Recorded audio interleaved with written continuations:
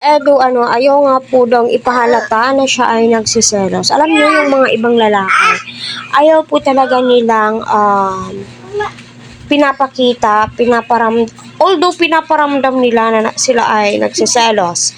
May mga ganon.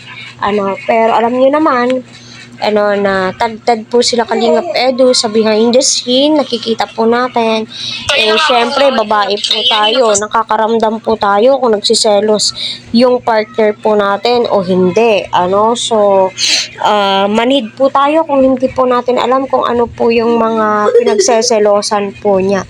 Diba? For me lang po, shoutout po sa lahat ng Team EDSI out there. Sana ay nasa mabuti po kayong kalagayan. So, totoo nga ba na may weakness din po si Kalingap Edu?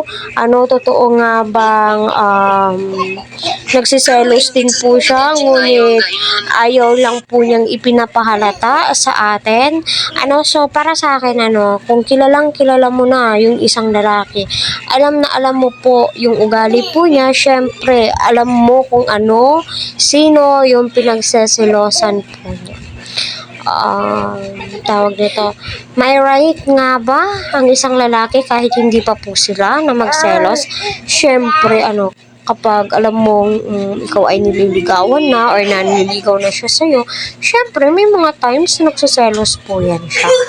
Diba? Base sa mga kilos nga po, at yung mga bulong-bulungan na si X at saka si Fiancé ay magkasama, nag-i-scout, minsan si Fiancé yung nagva-vlog sa kanya, nag-video, o diba? So, dyan po natin malalaman na very supportive din po itong si Wifey. So, gayon pa naman, sa mga salitang selos, normal lang po yan siya sa magkasintahan at sa nagliligawan.